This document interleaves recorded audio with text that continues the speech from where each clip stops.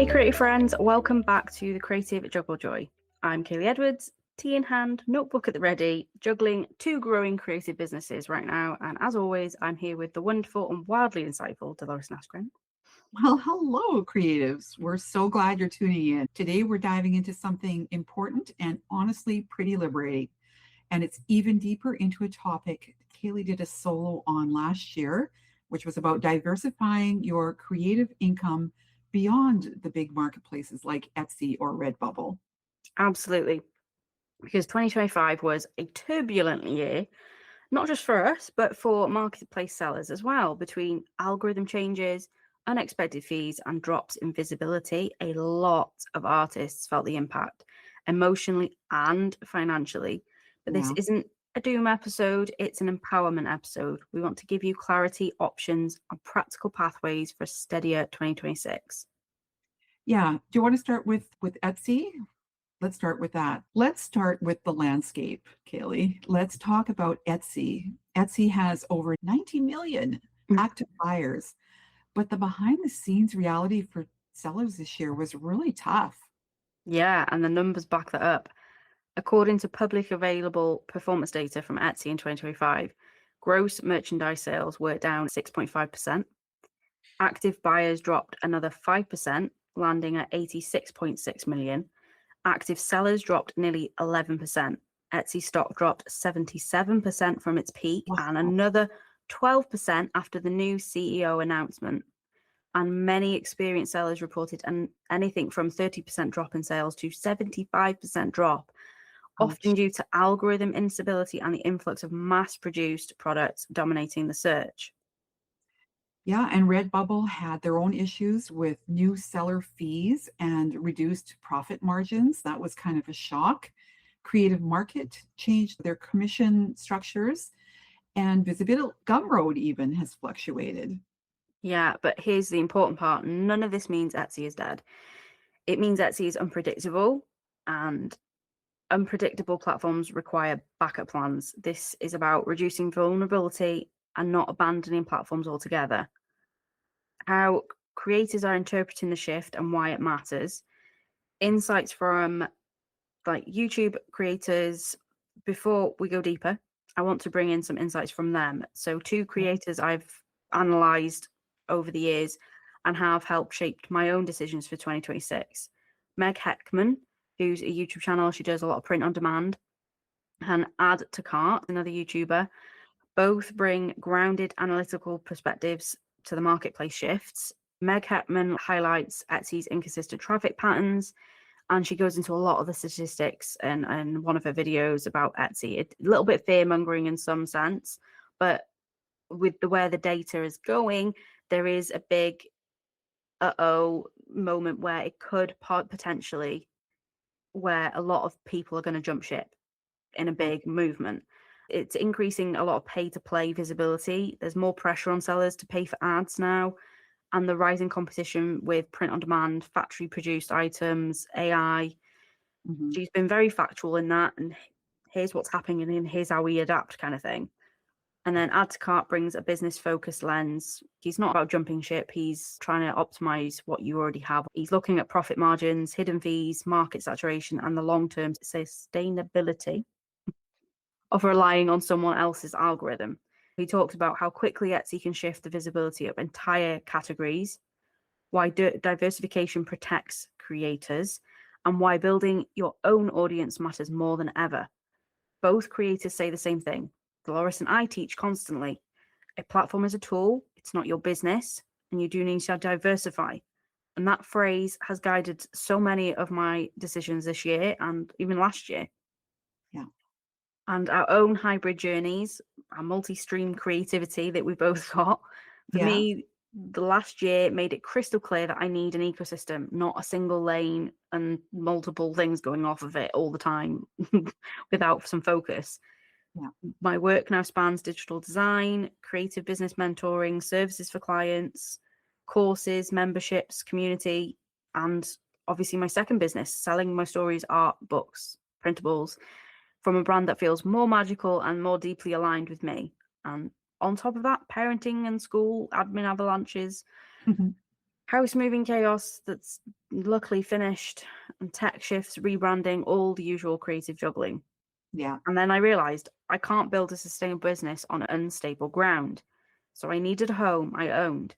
That's why, after watching the 2025 trends, the YouTube analyses, and seeing the Etsy numbers, I made the decision to build my website first rather than starting with Etsy, which was what I originally planned.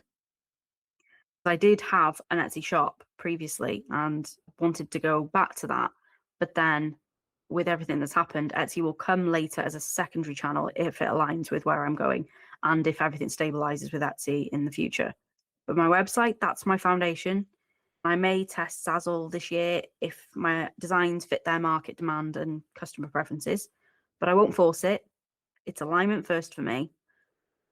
I love how intentional that is. You're building that security and expression at the same time. And my business has really grown in layers too. You know how the whole COVID experience for me and being really popular and doing really well on Skillshare suddenly changed for me. That really forced me into a big shift with my business, which is when I started my membership. So my salary wasn't just cut in half, it was down to about a third of what I had been making at its peak when I was on Skillshare during COVID. But I'm not abandoning Skillshare completely, but I have now developed my own membership, my own signature courses on my own platform, and more classes and more templates, one layer at a time. It's aligning with my energy. Yes. It's helped Micro so offers, much. one of the things that I've been really wanting to work on, and you've been talking about, is micro offers. And they were a huge win for creators in 2025. So things like a $10 class or a guide, a seasonal bundle, all of these things can bring new people in and introduce them to your bigger ecosystem.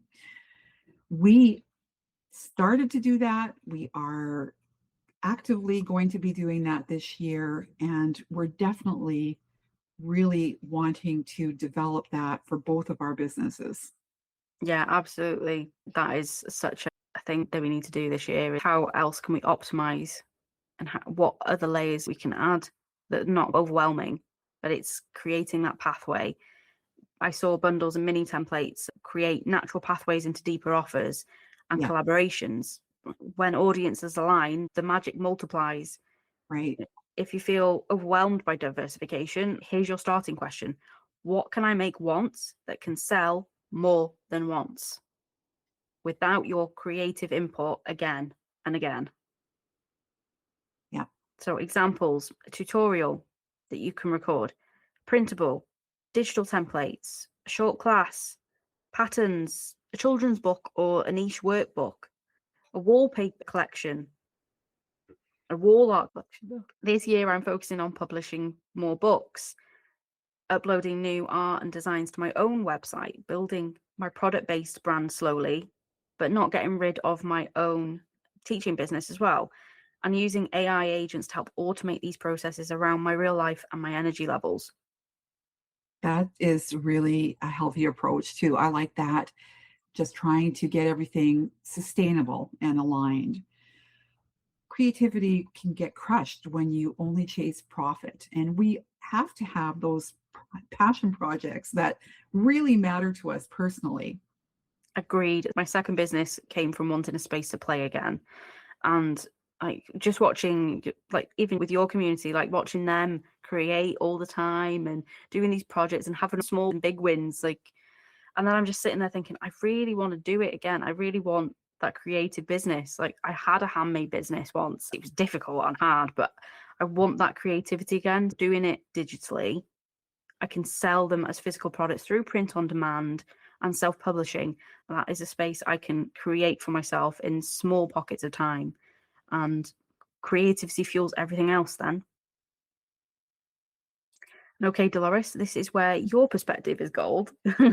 Given Etsy's unpredictability, red bubbles, fee changes, and creative market shifts, and even the trend projections. Here are my questions for you. Which platforms are you planning to actively invest energy into 2026? Which platforms are you stepping back from, even if you keep them open? Or how do you personally decide when a platform is no longer worth your energy? These are great questions, Kaylee, and we talk about these a lot in our Thrive meetings. On where I am personally investing my energy for 2026, my focus is on what I own. So I'm going to be really developing my portfolio site. I'm going to be really working on my brushes, my assets, and my courses. So those are going to be offered through that Shopify site, but in my Teachable store, which is now a connected domain. So those are my priorities, and we're trying to set it up. You and I have done a lot of work behind the scenes to get the website working, to do those things somewhat separately. So those are my priorities because they're platforms that I control. I'm also continuing to put my energy into Cardile for my greeting cards. I know that we've had lots of talk about this both in my community and in the Facebook 5 Cards in 5 Days challenge group because I have always endorsed Cardile. This year they were bought out by 1-800-Flowers, and there was a period of adjustment there. Yeah. Granted, there was a little bit of a management, I don't know what was going on behind the scenes there, but I think they've got it all under control again, even after the transition. For me, 1-800-Flowers has always remained steady, and my sales have increased every quarter. And right now, they're shooting up exponentially. So That's for awesome. me, I'm so glad that I have gotten people involved with Cardile. We weekly have reports at our Thrive meetings of people who have gone from selling 10 to 12 cards to selling hundreds of cards. So to me, that is so satisfying. Yeah. I'm just loving the success that my students are having with that site. So that's where I'm going to be spending most of my time uploading and putting my new stuff up because that's where my personal best sales are coming from. I'm leaving my other shops open. On Etsy, I never have sold my greeting cards. I have it kind of more in maintenance mode, but what I do sell things like my brush sets and artist assets. I'll continue to do that. I'll do uploads seasonally, and I'm not going to put a full strategy behind it right now. I'm also keeping my creative market shop running quietly in the background because it's been a consistent performer for my artist resources like brushes and asset packs. So people that aren't in my own ecosystem at the moment, they're still continuing to find me through Creative Market, and I'll continue using it. For me, it's better to sell from my own site because I don't have to give any portion of that to them. I'm not investing any time in Redbubble or other marketplace experiments until the audience fit and profit margins are clear. I'd rather spend that time driving traffic to my own site and email list. How do you decide? I think it's working for me Yeah. anyway. Yeah. Because at the end of the day, it reminds us that we don't need to be everywhere. We need to be where our energy is respected and we Yep. can focus that energy. And this is why we teach. Start with one platform, get it right, get it all set up. And then if you can repurpose those listings onto another one and shift over, and even if you can find one that can just import your whole shop in, that would be even better. I know Everbee have now created a store, so you can create your own website with Everbee, and it optimizes it with AI and things now, which is really cool. I'd actually looked. I was one of those and ahhing situations where I was like, do I create my website on WordPress where I know what I'm doing and I can really build it out, but it's going to be slower? And then I was like, or do I go the easy route and use Everbee because it's saying it's optimized, it's very quick, the AI helps you do it. And I was like, yeah, but I can't input some things that I want to do. Yeah. With my self-published books, there isn't a way of me doing that without directing them to another place to buy. So I was like, okay, I need to be strategic about this. I'm not going to do that. I'm going to go with the route I know and that I can work from, Yeah. not I, pigeonhole myself. I tell my students to give it a fair shot if they're trying something different. I suggest at least 3 months, 6 months, that kind of a thing. Check things like organic traffic that you didn't have to pay for, check for conversion rate, check for net profit after fees and ads. Think about your time too. How much time did you have to put in there to get those sales? And whether the platform rules feel stable and aligned with your brand. If two or more of those metrics kind of drop for a bit, I really question whether it's worth staying on that platform. And what I tell students about Etsy is I describe Etsy as rented shelf space. So Yeah. it's not a business. You are in somebody else's business. It can still work, especially if you start with 20 to 40 high quality listings, good photos, and really good seasonal keywords. But I tell students to treat it as a visibility tool. For me, it's like what I do with Skillshare. It's not a long-term foundation for me. It's a good place for me to find people or for people to find me, but I personally prefer that I have my own space on the web that is me, not somebody else's. So it can be really unpredictable, but it's a great testing ground if you feel like Etsy fits your dreams and plans for the future. Definitely give it a shot. I've known people making thousands and thousands from their Etsy shops. For card makers, I personally always endorse Cardile because it's a strong alternative or companion platform. It's completely different from Etsy, but if you check it out, you'll see that it's easy to break into. It's been a really bright spot for me and continues to grow. Those are my recommendations. That's great. I say to a lot of people, even other creators as well, Etsy is a good starting point for some people, but not always. It just depends on you and your life as well. Because there was one thing that when I did my first Etsy shop was the time it takes to list Yeah. and really consider what you're putting in those listings to be able to be searchable. And then you're competing with other people. You're not just competing on price, but you're competing with them on your listing. They have your competitors at the bottom of the listing, so they can click off. It's Yeah. difficult. And that's why I made mistakes when I opened my first Etsy shop with my candle business and then with printables and print on demand as well. That's why I've moved away from that and really considered this year, like, I'm not going to start with Etsy. I'm going to do my website. Even if it takes me slow, takes me a whole year to get it sorted and then drive traffic to it, it'll get done when it gets done. I just need to quietly plan that in the background and get it done. Yeah. And before we close, I want to reassure listeners who want to keep their Etsy shops active, staying on Etsy is absolutely valid and smart if your approach is strategic. Based Yes. on data and predictions, here's what matters most. Improve your product quality and originality. Etsy is rewarding unique, well-made, thoughtfully designed products now. Choose niches which are strong in demand. So tools like eRank or Everbee help with this. Track Etsy ads based on profit, not guessing. If an ad costs more than the sale it generates, turn it off fast. Add new listings regularly. So Etsy search favors freshness. So if you log into your account each day, then it'll reward you. And then build your own ecosystem alongside it. Your website, your email list, your offers.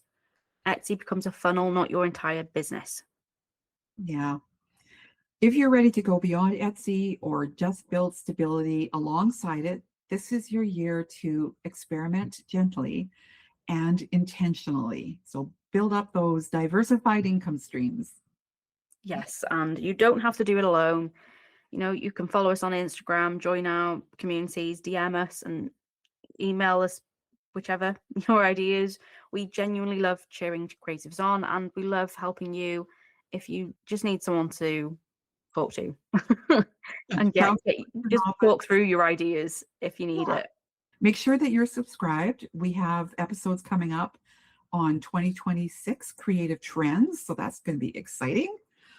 Yes, and until then, keep juggling, keep creating, and most importantly, keep finding joy in the process.